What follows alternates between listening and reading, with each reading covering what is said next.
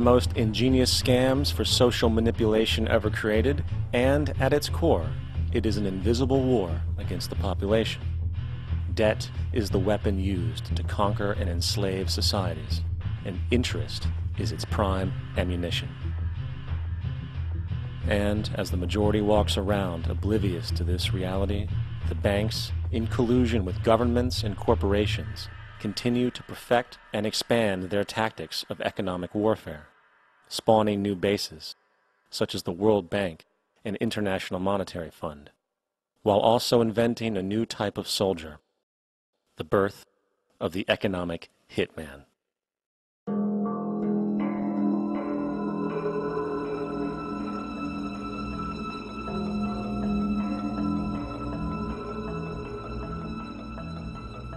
We economic hitmen really have been the ones responsible for creating this first truly global empire. And we work many different ways.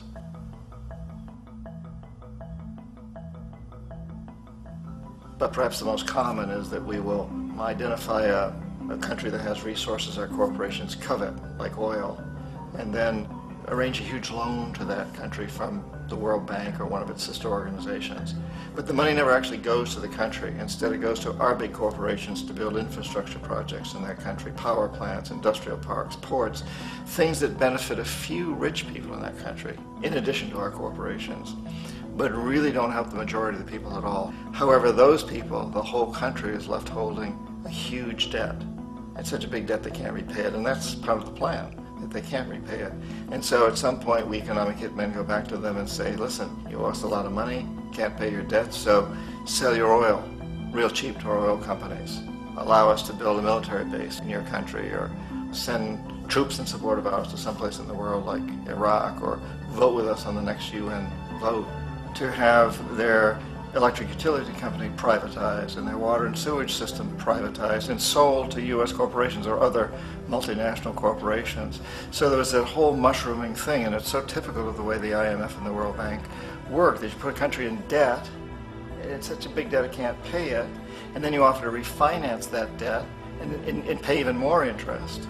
And you demand this quid pro quo, which you call a conditionality or good governance, which means basically that they've got to sell off their resources, including many of their social services, their utility companies, their school systems sometimes, their penal systems, their insurance systems, to foreign corporations.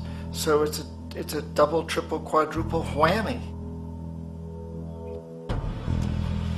The precedent for economic hitmen really began back in the early 50s when democratically elected Mossadegh, who was elected in Iran, he was considered to be the hope for democracy in the Middle East and around the world. He was Time Magazine's Man of the Year. But one of the things that he'd run on and began to implement was the idea that foreign oil companies needed to pay the Iranian people a lot more for the oil that they were taking out of Iran. The Iranian people should benefit from their own oil.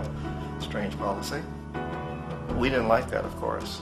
But we were afraid to do what we normally were doing, which was to send in the military.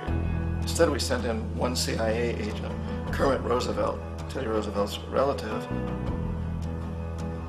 And Kermit went in with a few $1 million and was very, very effective and efficient. And in a short amount of time, he managed to get Mossadegh overthrown and brought in the Shah of Iran to replace him, who always was favorable to oil. And it was extremely effective. Mobs overflow Tehran. Army officers shout that Mossadegh has surrendered and his regime as virtual dictator of Iran is ended.